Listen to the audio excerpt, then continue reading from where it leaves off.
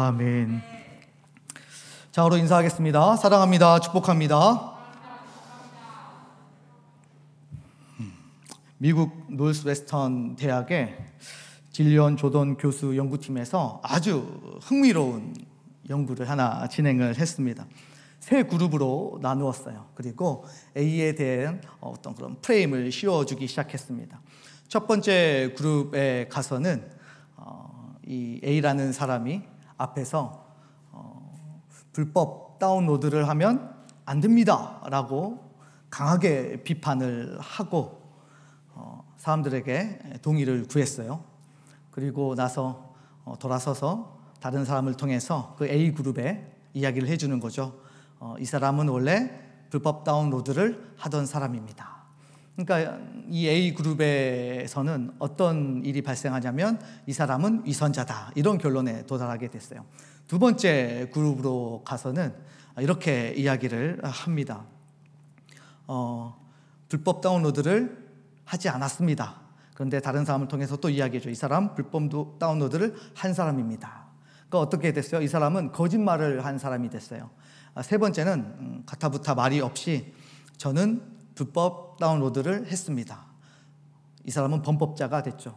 정리를 하면 첫 번째는 위선자 프레임을, 두 번째는 거짓말쟁이 프레임을, 세 번째는 범법자 프레임을 짜서 넣어 주었습니다. 그리고 이제 사람들에게 물어보는 거예요. 어떤 사람이 가장 신뢰할 만한 사람입니까? 어떤 사람이 가장 믿을 만한 사람입니까?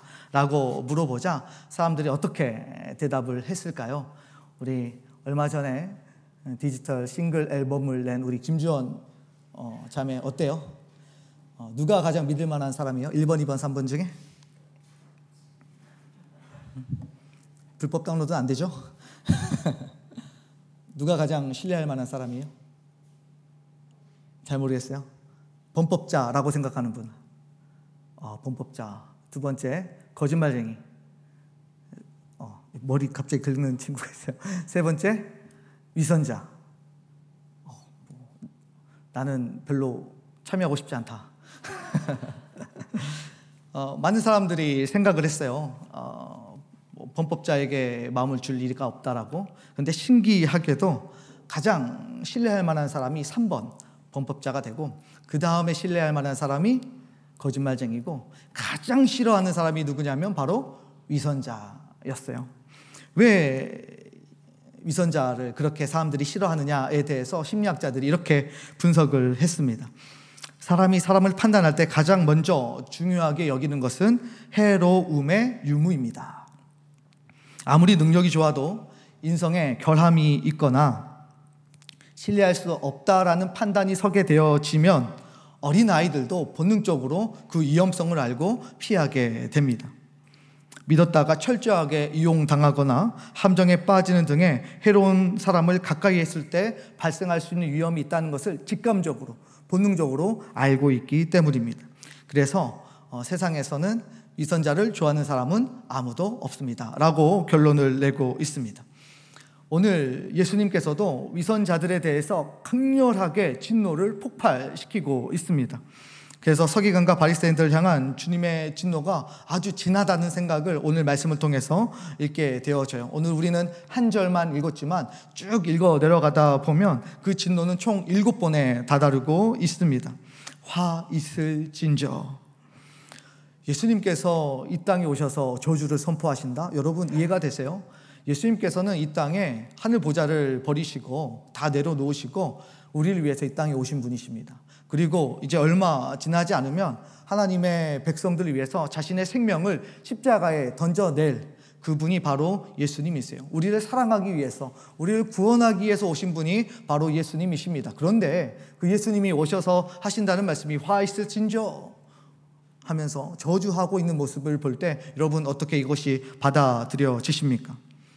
어떻게 보면 이들이 얼마나 악한지를 지금 예수님께서는 적나라하게 고발하고 계시는 것입니다.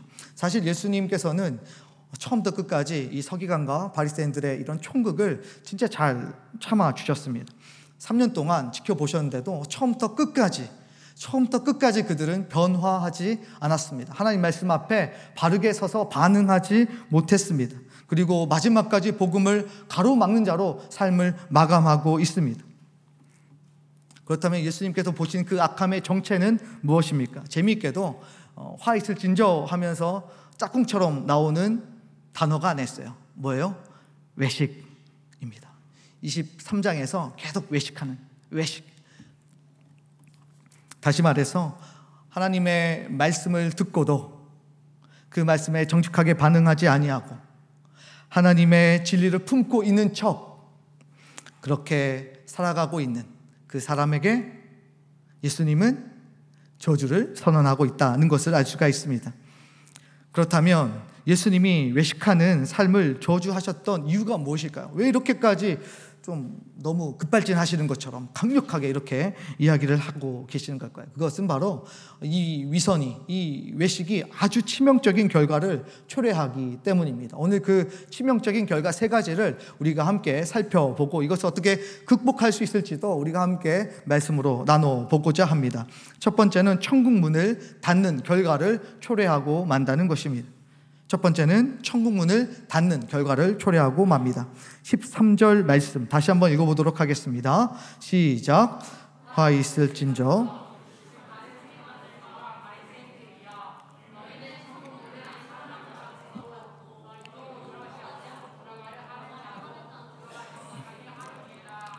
들어가지 못하게 하는도다. 천국으로 인도해야 될 그 종교 지도자들이 오히려 천국에 들어가지도 못하고 천국에 들어가려고 하는 사람들도 막고 있다라고 이야기하고 있습니다. 여러분, 이거는 너무 과하게 이야기를 하신 것처럼 느껴지지 않으세요?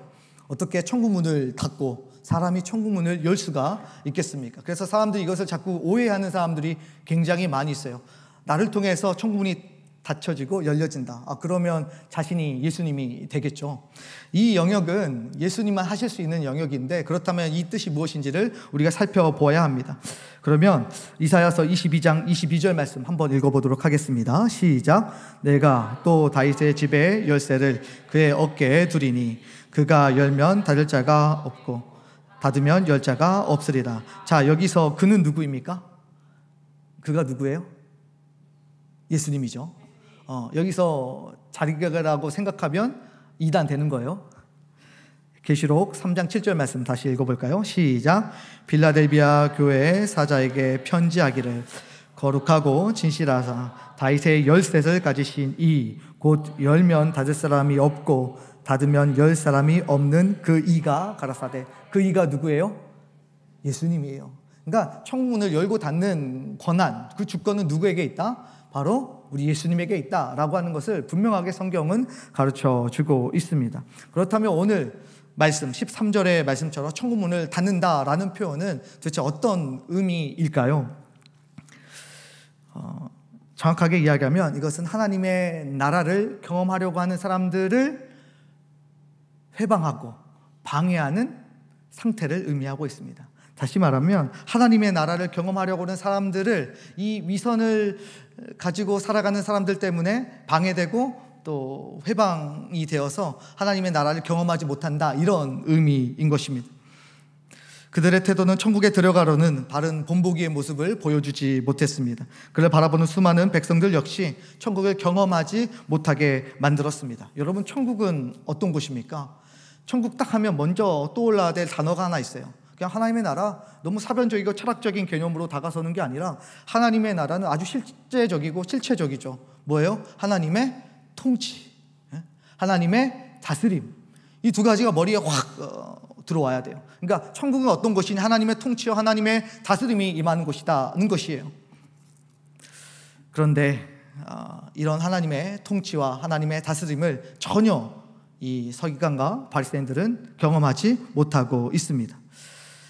사람들이 아마 이렇게 반문했을지도 모르겠어요. 하나님, 우리가 언제 하나님의 통치와 다스림을 거부했습니까? 도와드리면 도와드렸지 회방한 적은 없는 것 같은데.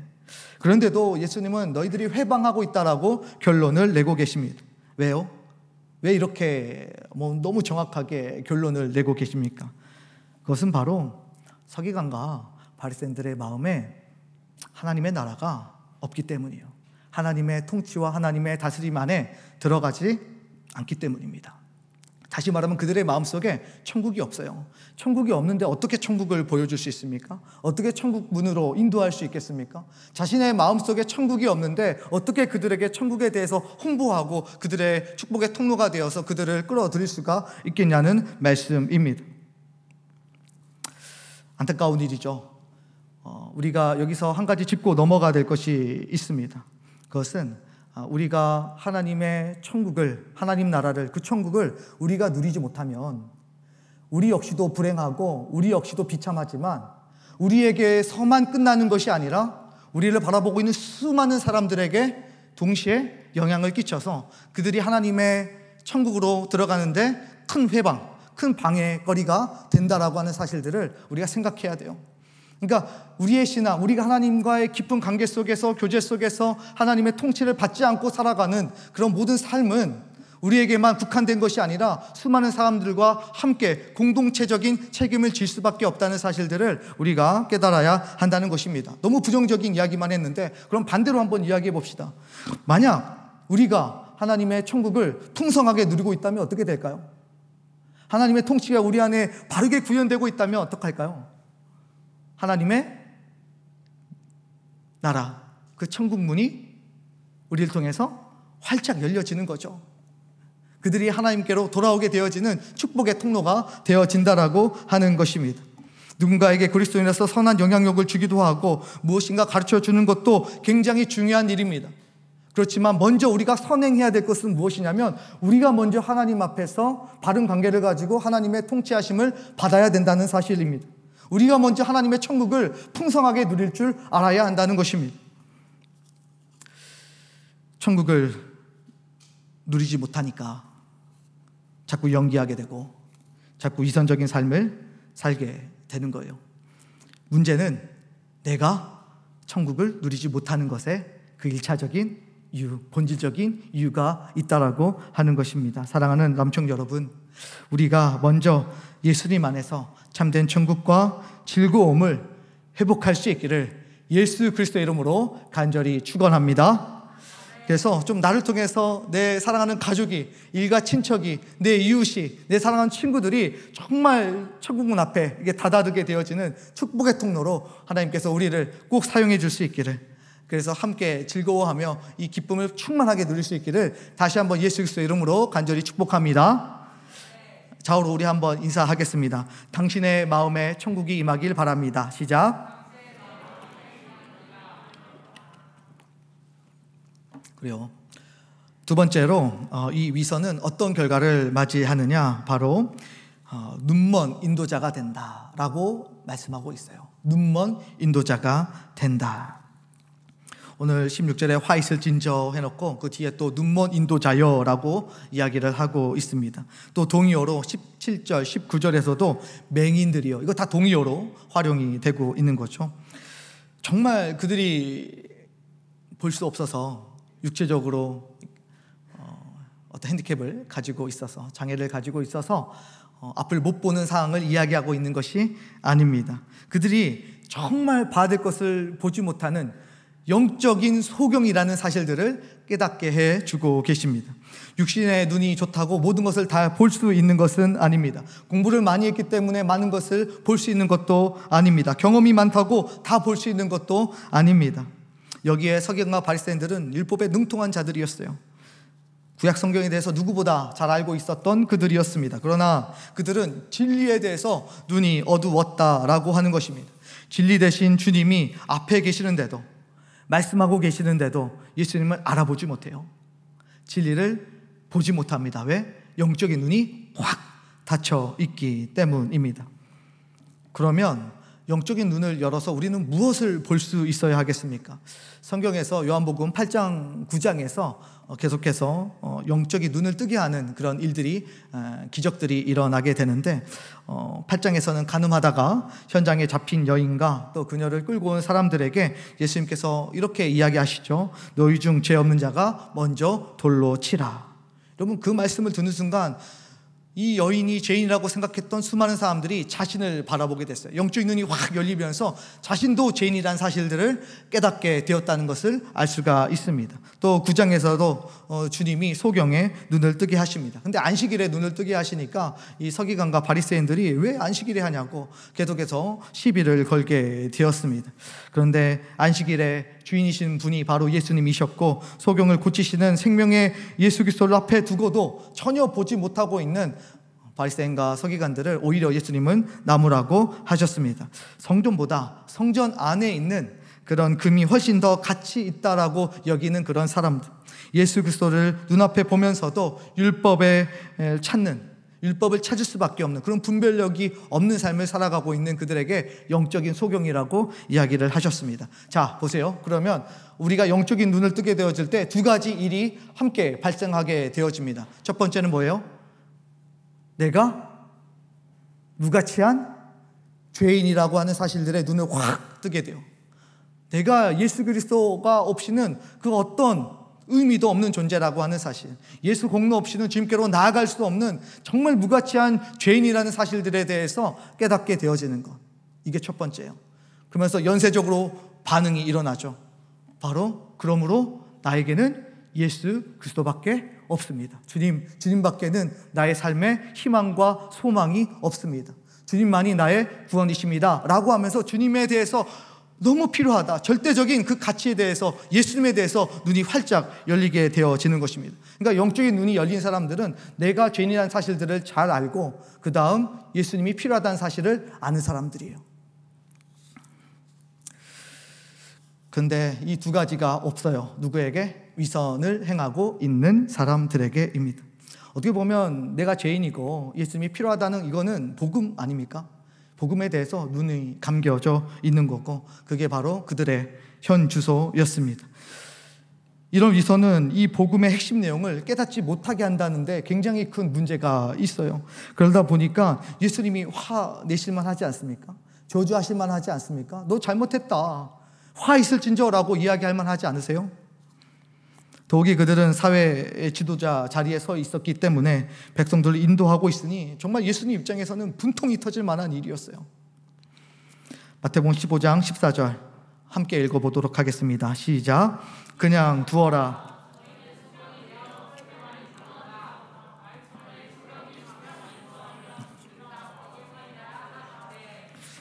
예수님이 강하게 책망하신 이유가 있었어요. 왜냐하면 자신도 구렁텅이에 빠지면서 동시에 함께 인도하고 있는 그 사람들도 구렁텅이에 빠지게 된다라고 하는 것입니다. 결과가 둘 다 죽는 거예요. 한 명이 사는 게 아니라 다 같이 몰살한다, 이런 의미입니다. 사랑하는 남청 여러분, 우리의 영안이 좀 활짝 하나님 앞에 열렸으면 좋겠습니다. 아멘.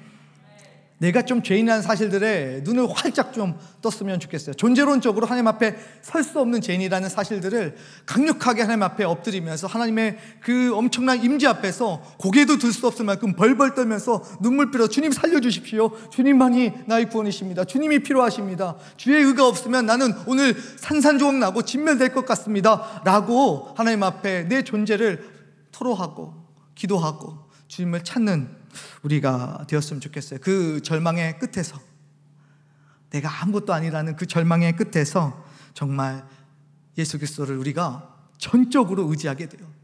내 힘으로 사는 것이 아니라 오직 예수 그리스도의 힘으로 살게 되어지고, 내 존재를 구원하시는 그 예수님 이름밖에는 도무지 다른 것들을 찾지 않게 되어지는 놀라운 역사가 일어난다는 것입니다. 이런 일들이 우리에게 일어날 때 우리는 눈먼 인도자가 아니라 영적으로 눈을 뜬 인도자가 되어서 나뿐만 아니라 나와 함께하고 있는 모든 사랑하는 사람들을 천국문으로 인도하게 되어지는 놀라운 역사가 일어나게 될 것입니다. 우리 좌우로 한번 인사합시다. 눈을 크게 뜨십시오. 눈 뜬 거 맞아요?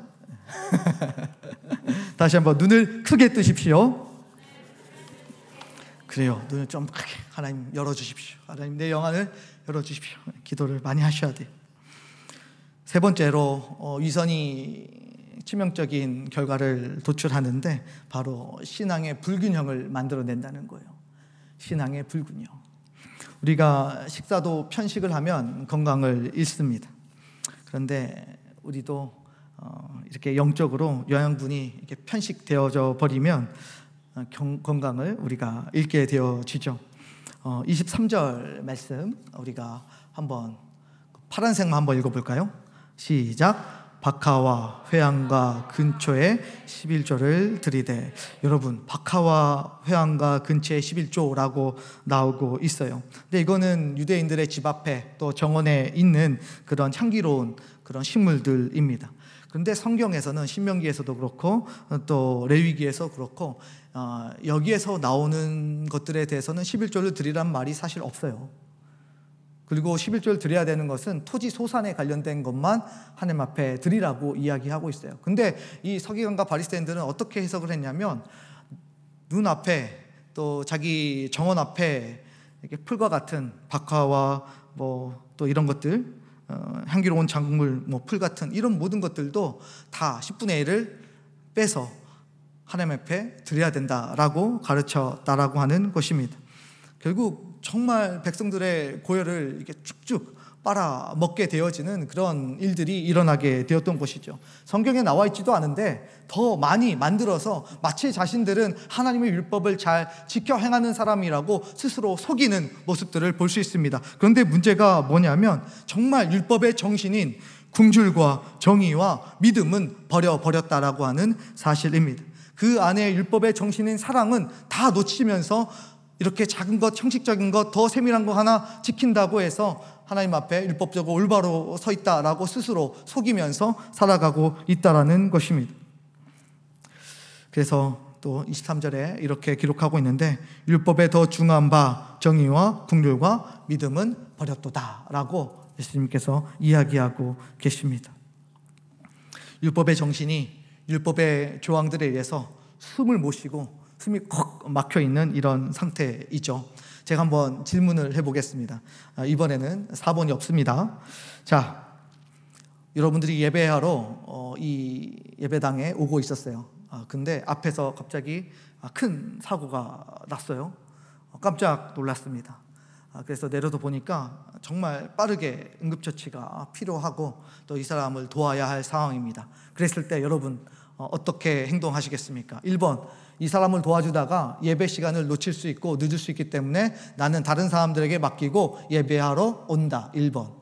2번, 아니다. 이 사람이 나에게 필요하니까 나는 이 사람을 먼저 열심히 구조한 다음에 최대한 도움을 준 다음에 교회에 온다. 안 온다 아니에요. 교회에 온다. 3번, 이 사람만 도와주고 그냥 집에 간다. 3번. 자, 3번. 손 들려고 했던 친구들 눈에 보고 있어요. 2번. 도와줄 거예요? 1번. 없어요. 왜요? 왜 1번이 아니죠? 안식일 거룩히 지키라고 이야기하셨고 예배하는 것이 제일 중요하다고 배우지 않으셨어요? 하나님 예배하는 것이 가장 소중하다라고 여러분 배우지 않았나요? 예배보다 사람을 돕는 게 더 중요하죠? 갑자기? 목사님 뭔가 이상한 거 아닙니까? 이렇게 이야기할 수 있어서. 근데 그 순간에 하나님을 예배하는 것은 그 사람을 돕는 거예요. 그 순간에 하나님이 기뻐하실 만한 예배는 그 사람을 최선을 다해서 생명을 살려내고 돕는 거예요. 그게 율법의 정신이기 때문이에요. 그 순간에는 율법을 지키는 거예요. 이해가 되시죠? 그 다음에 집으로 가지 않고 어디로 와야 돼요? 교회로 와야 된다. 이게 목사님 그게 성경적인 근거가 있습니까? 라고 물어볼까 봐 준비를 했습니다. 정말 재미있는 것은 23절 말씀 하반절에 이렇게 이야기를 하고 있어요. 우리 초록색만 한번 읽어볼까요? 시작. 여러분 이것도 중요하고 저것도 중요하다라고 예수님께서 말씀하고 있습니다. 이것은 무엇이고 저것은 무엇입니까? 11조 하지 말라라고 이야기하지 않으셨어요. 금식과 구제와 기도가 서기관과 바리새인들에 의해서 왜곡되고 형식화되어도 그리스도인들은 그 정신과 함께 모든 조항들도 버리지 말라라고 이야기를 하고 계십니다. 정신만 붙들어라 이렇게 이야기하지 않으시고 정신도 부여잡되 전통도 함께 잡고 있어라 라고 말씀하고 있습니다. 여러분, 이 시대가 균형을 잃어버린 시대를 살아가고 있어요. 정신만 너무 소중하게 여기다 보니까 모든 형식과 전통이 다 무너지는 교회들이 얼마나 많이 있는지 몰라요. 예배 드리는데 하루 종일 찬양하고 예배하다가 집에 가요. 말씀도 듣지도 않고. 그게 어떻게 예배라고 할 수가 있겠어요? 하나님의 말씀이 선포되지 않았는데. 그러면서 열린 예배 이런 단어를 써서 굉장히 현 시대에 맞는, 현대 사조에 맞는 그런 예배로 만들어 가려는 노력들이 굉장히 많이 있습니다. 정신만 추구하다가 모든 하나님이 주신 좋은 전통들을 다 놓치고 있는 안타까운 상황이죠. 반대도 있어요. 너무 전통만 강조하다 보니까 정신을 잃어버리는, 정신 못 차리고 살아가는 교회들이 너무 많이 있어요. 세상과 단절되어서 자기만 행복하고 자기만 즐겁고 사회 정의에 대해서, 사회 개혁에 대해서 어렵고 힘들고 가난하고 힘든 사람들을 위해서 돕는 인생이 전혀 없는 그런 교회들이 얼마나 많이 있는지 몰라요. 그런데 이게 바로 건강을 잃는 거예요. 교회는 균형을 잡아야 합니다. 정신도 잡아야 되지만 동시에 전통도, 하나님께서 우리에게 허락해 주신 그 놀라운 축적되어진 그 모든 가르침들도 우리가 함께 배워갈 수 있어야 합니다. 그래서 정신과 전통이 함께 어울려 공존하면서 살아 숨쉬는 균형 잡힌 건강한 교회, 우리 남원교회가 되어야 하고, 또 그렇게 건강한 좋은 모델이 되어지는 우리 남청이 될 수 있기를 예수 그리스도 이름으로 간절히 축복합니다. 또 그런 여러분이, 건강한 여러분이 되셨으면 좋겠어요. 오늘 화 있을진저라고 할 때 이것을 이제 헬라어로 보면 우아이입니다. 우아이. 이는 거룩한 분노와 임박한 심판을 의미하고 있어요. 그래서 굉장히 하나님의 진노와 분노에 대해서 아주 잘 표현한 그런 단어라고 볼 수가 있습니다. 그게 1차적인 의미가 있는데요, 한 가지 의미가 또 있어요. 어떤 의미를 담고 있냐면 오 슬프다.